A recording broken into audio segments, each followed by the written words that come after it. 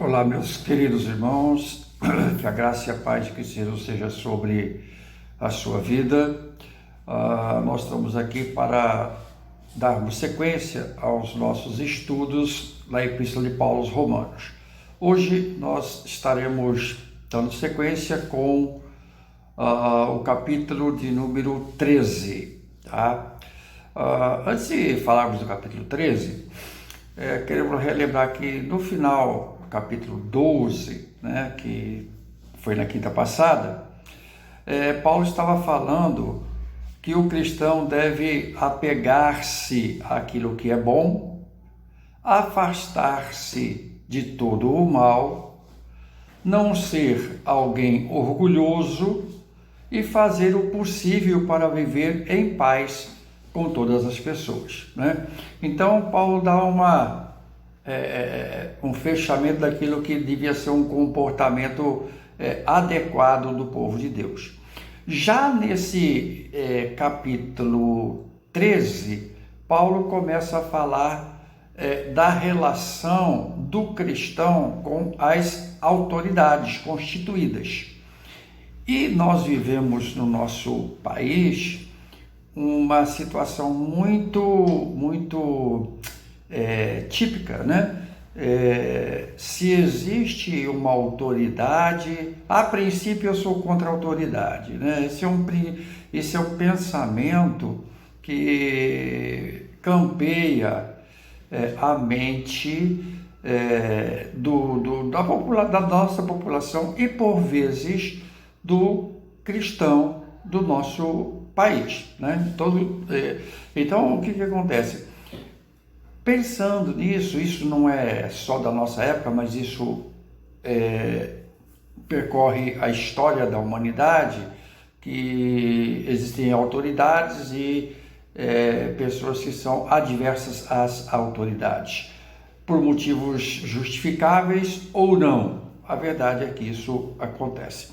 E então, aqui, quando chega no capítulo 13, Paulo começa a discorrer sobre essa questão, e Deus leva Paulo a nos fazer a seguinte declaração. Capítulo 13, verso 1 diz assim: todos devem sujeitar-se às autoridades governamentais, pois não há autoridade que não venha de Deus.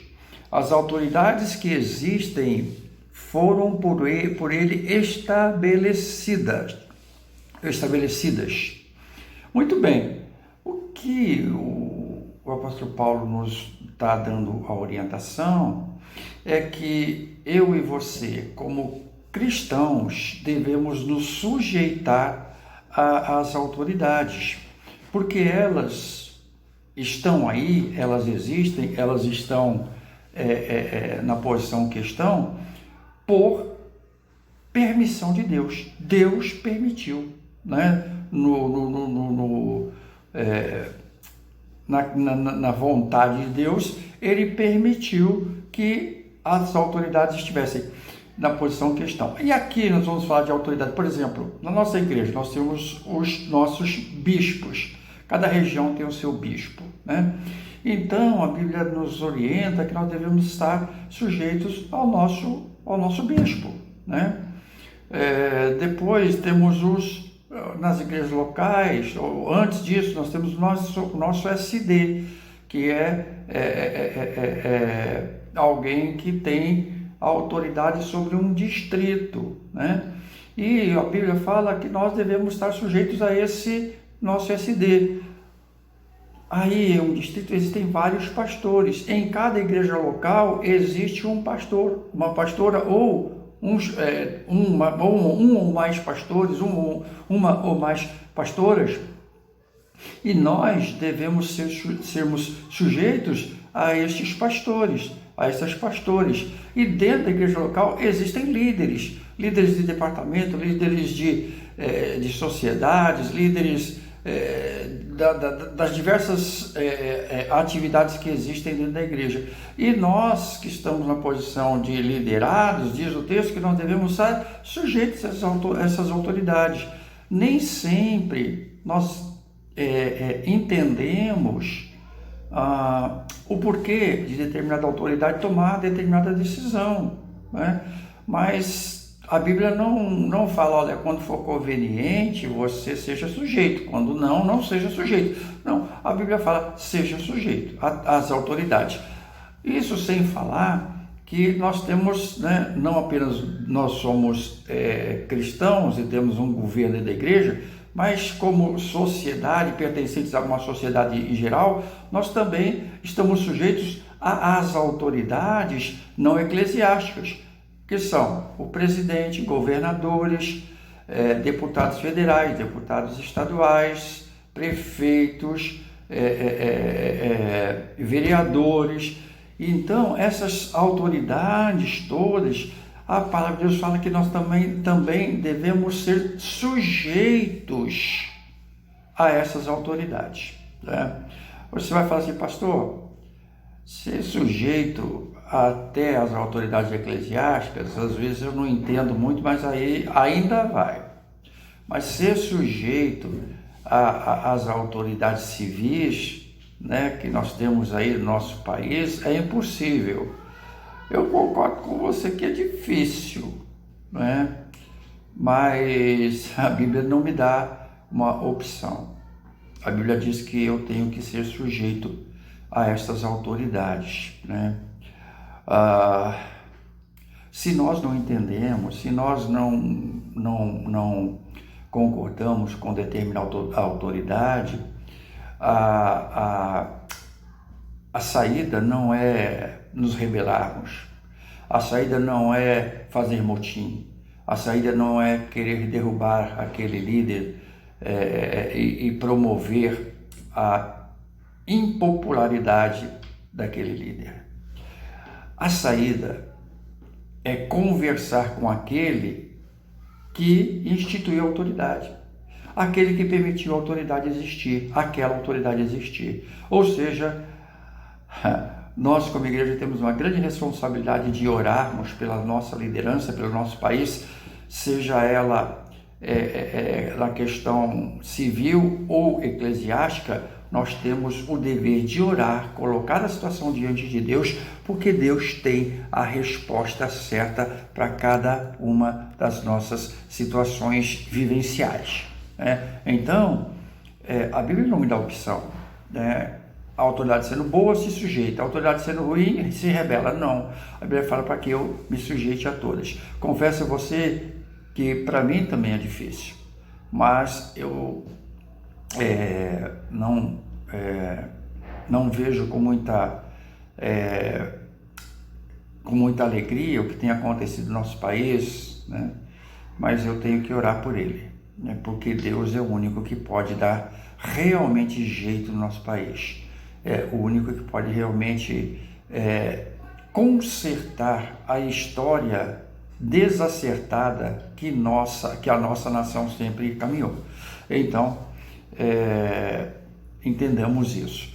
O verso 2 desse capítulo 13 diz: portanto, aquele que se rebela contra a autoridade está se opondo contra o que Deus instituiu, e aquele que assim procede trazem condenação sobre si mesmos. Aí a coisa fica um pouquinho mais séria, né? A Bíblia está falando que quando eu me rebelo contra uma autoridade, né, eu não estou me rebelando contra a autoridade. Na verdade, eu estou me rebelando contra Deus que instituiu, que permitiu aquela autoridade. Eu não acho uma coisa muito saudável você se colocar contra Deus, não é? Não é uma coisa muito saudável, é uma experiência não muito boa de se viver. Melhor andarmos em conformidade com aquilo que Deus nos pede. Então, nós temos que entender, uma autoridade ela está ali porque ou Deus instituiu, ou Deus permitiu que ela estivesse ali por algum motivo. E o texto vai mais adiante e nos fala assim: pois os governantes não devem ser temidos, a não ser por aqueles que praticam o mal, Você quer viver livre do medo da autoridade? Pratique o bem e ela o exaltará, pois é serva de Deus para o seu bem. Mas se você pratica o mal, tenha medo, pois ela não porta a espada sem motivo.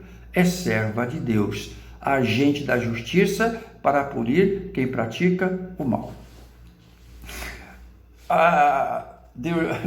O texto aqui é muito interessante porque ele nos fala que Deus, ele é o Senhor de todas as autoridades, né?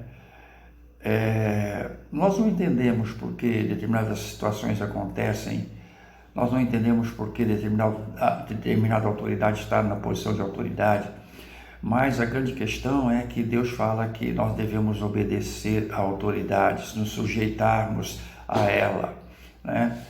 A não ser que ela peça coisas contra aquilo que Deus estabeleceu. Por exemplo, se sai uma norma dizendo que você está impedido de adorar a Deus, aí é outra história, né? Você está proibido de ir ao templo, você está proibido de fazer, cultuar a Deus no nosso país, tá? Aí é outra história, está indo contra a palavra de Deus. Aí a autoridade maior é Deus. Mas enquanto essa autoridade não nos pede para fazer coisas contra aquilo que Deus estabeleceu, eu tenho que me sujeitar a essa autoridade. Quando ela entra em conflito com a autoridade de Deus, aí fica a autoridade de Deus que me diz coisas diferentes da autoridade humana, então eu fico com a autoridade de Deus. Mas enquanto ela não está em conflito com aquilo que Deus me orienta, eu tenho que me sujeitar à autoridade humana, né? Não existe outra situação. E a própria Bíblia fala, olha, faça o bem porque isso não vai ser ruim para você. Isso vai te livrar de situações inquietantes, de situações difíceis. Se você fizer o bem, esse bem que você faz vai proteger a tua vida. É isso que nós estamos vendo aqui o servo de Deus falar. E aqui entra a questão da soberania de Deus, né? A Bíblia fala que nenhum fio de cabelo cai da minha cabeça se não for por permissão de Deus. Você acha que uma pessoa chegar a exercer uma autoridade, seja em que nível for, se não for na permissão de Deus? Claro que não. Eu tenho que acreditar, você também, como homem de Deus, como mulher de Deus, nós temos que acreditar na autoridade de Deus. Deus está no controle de tudo. E se alguma autoridade que não é, na minha visão, uma boa autoridade, está ocupando aquela posição, por algum motivo Deus deixou ela chegar naquela posição, né? E como falamos anteriormente, se eu lutar contra essa autoridade, estou lutando contra Deus. Então a melhor coisa que eu tenho como homem de Deus e mulher de Deus, como povo de Deus a fazer, é conversar com Deus o porquê dessa autoridade está praticando, fazendo aquelas situações e pedindo a Deus que mude o coração daquela autoridade, seja o bispo, seja o governante humano, seja autoridades eclesiásticas, sejam autoridades civis, não importa, tudo está na mão de Deus. Isso é soberania. Muito bem. Aí o verso vai e diz assim, verso 6, pois é serva de Deus,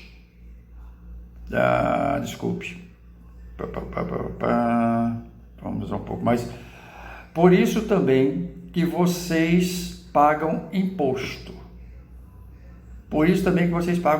pois as autoridades estão a serviço de Deus, sempre dedicadas a esse trabalho, né? Deus nos orienta a pagar imposto. Se tem uma coisa que nosso país sabe fazer é cobrar imposto, né? Os nossos governantes gostam de imposto, né? E nós não gostamos, essa que é a verdade. Agora, se nós como eu falei, nós pagamos muitos impostos no nosso país. Eu concordo plenamente. Estão aí falando em reforma tributária e tal, o que é necessário até para aliviar a carga sobre pessoas físicas e pessoas jurídicas, para que haja uma liberdade maior no nosso país e haja uma minoração da carga tributária. Se existem impostos e coisas que nós não concordamos, não é se rebelando, brigando, fazendo coisas,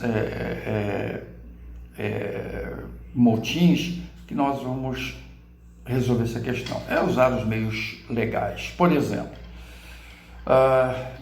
aqui em casa, nós pagávamos um certo valor, perto de R$100 e poucos, R$200 e poucos de água todos os meses, né? Pagava SEDAI. Aí, dezembro, veio 300 e pouco, 400 e pouco. Fevereiro veio R$700. Eu fui na SEDAI, fiz minha reclamação, pedi para vir aqui uma pessoa, tal. Aí o que acontece? Vou mandar um técnico lá, veio o técnico aqui e tal, voltou, falou que não era nada, estava tudo certo, ok.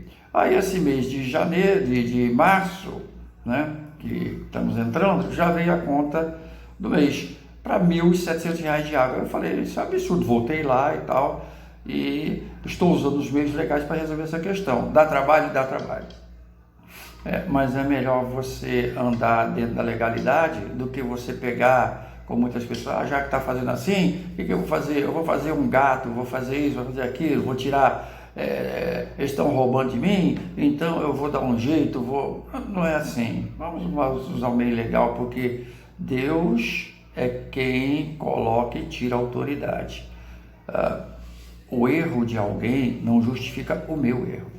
O erro de outras pessoas, a ganância de outras pessoas, não deve dirigir a minha caminhada, né? Então, nós devemos entender isso.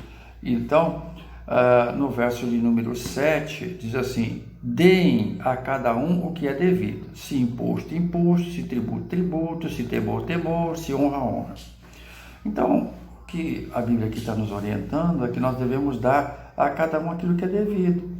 Tributo, imposto são respeito. Então, aquilo que pertence ao governo, dá ao governo. Aquilo que pertence à obra de Deus, dê a obra de Deus. Aquilo que... a Bíblia vai nos orientando sobre as diversas áreas da nossa vida, e nós devemos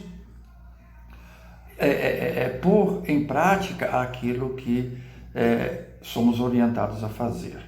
Ok? Temos aí IPTU, temos IPVA, temos ICMS, temos imposto de renda, todos são impostos, né? E a gente tem que observar, né, se estão todos corretos ou não. Isso é uma discussão que a gente precisa levar para um outro campo, o campo da legalidade, e pedir a Deus que certas coisas sejam alteradas. Muito bem. O verso 8º, ele começa a falar de uma outra situação, né? O verso 8º diz assim: não devam nada a ninguém, a não ser o amor de uns para com os outros, pois aquele que ama ao seu próximo tem cumprido a lei. Muito bem, aí entra numa outra área, sai da área do relacionamento com a autoridade e entra na área geral, e fala o seguinte: nós devemos tomar cuidado com aquilo que a gente faz, né? E aí fala que nós não devemos ficar devendo nada a ninguém. Dever, né? Eu tenho notícias, né? E por vezes eu vejo pessoas que chegam lá no meu escritório, a gente conversa sobre isso. Muitos daqueles que se dizem cristãos, eles compram produtos, né? Fazem aqueles crediários e depois deixam de pagar. E acha que está certo. Não, doutor. Quando completar 5 anos, eles negativam o meu nome, eu compro lá uma geladeira, um fogão, compro lá uns produtos, e aí eu não pago mesmo, não. Eles não vão poder fazer nada, porque o máximo que eles vão poder é negativar meu nome, Aí daqui 5 anos some, eu estou tranquilo, né? E ainda justificam isso, né? A Bíblia nos orienta que nós não devemos dever nada a ninguém. Se você, querido, você pediu emprestado R$ 5, paga os R$ 5, não é teu, né? Se você pediu emprestado uma coisa, devolva. Se você comprou algo, mas está muito caro, então por que comprou? Né? Então, nós devemos, a Bíblia orienta que se eu comprei, se eu devo algo a alguém, eu tenho que ressarcir esse alguém, pagar a esse alguém. Né? E o texto vai mais adiante e nos fala nos versos 9 e 10 o seguinte: por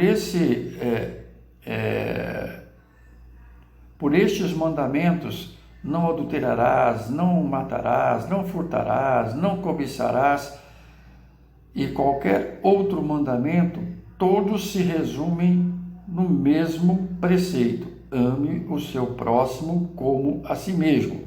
O amor não pratica o mal contra o próximo. Portanto, o amor é o cumprimento da lei. Aqui, novamente, o apóstolo Paulo abre esse leque, ele fala da necessidade e da questão de nós vivemos uma verdade, ou a verdade. Qual é a verdade? Amar o próximo.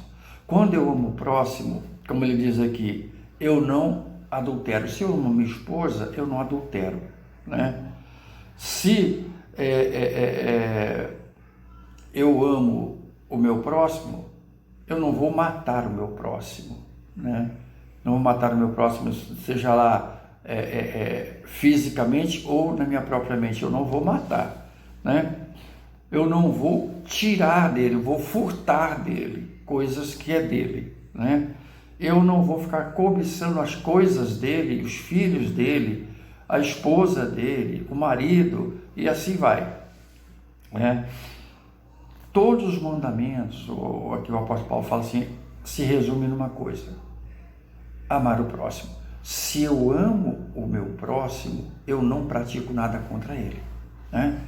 Então, por isso ele fala, nisso se resume todos os mandamentos: amar o próximo.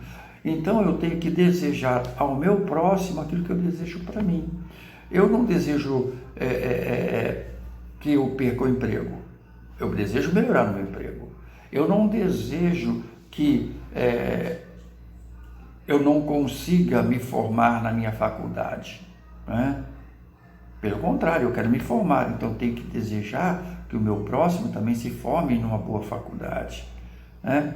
E aí, todas as outras coisas que envolvem as nossas vidas, né? Questão de família, questão de ministério, então tudo que envolve as nossas famílias, eu tenho que deixar ao outro aquilo que eu quero para mim. Isso é amor ao próximo, mas não é uma coisa proforme, uma coisa da boca para fora, mas é de verdade. Se eu puder ajudar o meu irmão, ou até aquele que não é meu irmão, a isto eu vou ajudar. Por quê? Porque é uma demonstração do amor verdadeiro, não é?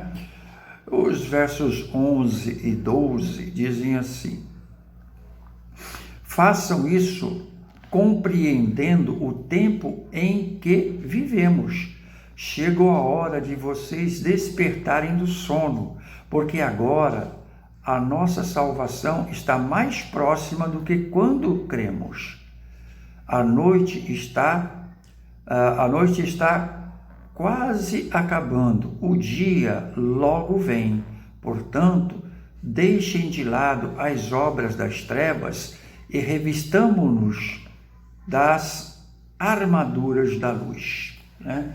Então, aqui o nosso irmão, o apóstolo Paulo, ele diz que nós devemos entender o tempo que estamos vivendo. Que nós estamos vivendo um tempo muito ímpar da história.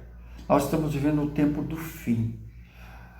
Você começa a olhar tudo o que está acontecendo e fala, não pode ter outra explicação. Nós estamos chegando no tempo do fim. E nós estamos no tempo do fim, né?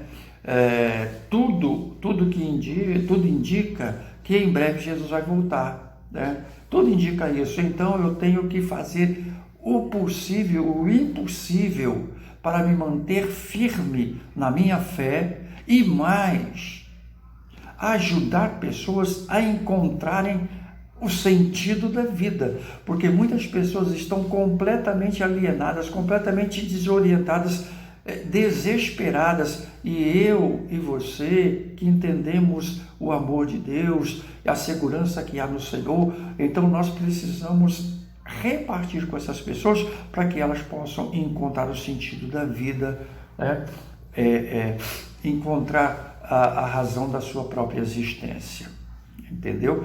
Porque é isso que vai fazer diferença na vida do meu irmão, da minha irmã. Seguindo o texto diz assim: comportemo-nos com decência, como quem age à luz do dia, não em orgias e bebedeiras, não em imoralidade sexual, depravação, não em desavença e inveja. Ao contrário, revistam-se do Senhor Jesus Cristo e não fiquem premeditando como satisfazer os desejos da carne. Né? Aqui o apóstolo Paulo conclui o capítulo dizendo, olha, que vocês ou que nós tenhamos um comportamento decente, um comportamento digno, uma vida que vale a pena ser observada e imitada. Alguém que se importa com o próximo, alguém que se importa com o seu semelhante, alguém que está sujeito às autoridades, mesmo que essas autoridades não sejam as melhores, sejam elas eclesiásticas, sejam elas civis, se sujeite à autoridade. E se você discorda, ore a Deus para que essas autoridades sejam mudadas, ou sejam mudadas no sentido de serem mudadas dentro delas, ou sejam mudadas no sentido de colocar outra autoridade no lugar daquela autoridade. Mas nós não estamos liberados para nos rebelar e criar rebelião contra as autoridades. Nós temos que interceder em favor delas, por elas e por todos aqueles que são afetados com as ações que elas praticam. Então, nós temos que ter um comportamento de decência, amar as pessoas, não se envolver em imoralidade, não se envolver em situações que trazem completa desestrutura, desequilíbrio e revolta. Nós não devemos nos envolver com essas coisas, nós temos que ser ministradores da paz, da graça e do amor de Cristo Jesus. Por isso que o apóstolo Paulo termina falando, pelo contrário, revistamo-nos do amor de Cristo Jesus. Nós devemos nos revestir do amor de Cristo Jesus para podermos expressar esse amor que as pessoas estão precisando. Né? Então, que eu e você sejamos esses ministradores da graça. Para isso, nós precisamos viver na graça. Né? Tem muita gente que está saindo da graça. Né? Nós precisamos voltar a viver debaixo da graça para ministrar graça sobre a vida de outras pessoas. Querido, querida, que Deus te abençoe e que nós sejamos esses servos de Deus que vivem na dependência do Senhor, mesmo em tempos difíceis, mesmo em situações adversas, mesmo sofrendo contrariedade. Nada deve nos distanciar da ligação que temos com Deus. Né? A sua família é bênção na tua vida. Por maiores que sejam as lutas, as dificuldades, ela é bênção na tua vida. Viva as bênçãos que Deus tem para a tua vida, para a tua família. Dobre os seus joelhos para interceder em favor de cada um dos seus e alterar as dificuldades que vocês têm enfrentado. Porque o único que pode realmente trazer mudança e mudança real é o Senhor da nossa vida. Vamos orar. Deus querido, eu quero te louvar e te agradecer pela vida do meu irmão, da minha irmã, que o Senhor, Deus, esteja orientando-a para que possam viver dias felizes na tua presença, mesmo no meio de um contexto adverso, mesmo no meio da luta, mesmo no meio da dificuldade. esse meu irmão, essa minha irmã, enxerguem a tua mão, cuidando, protegendo, sustentando, guardando, recuperando e dando saúde. Clamamos essas bênçãos a ti, no nome de Jesus. Amém. Que Deus te abençoe e até a próxima quinta-feira.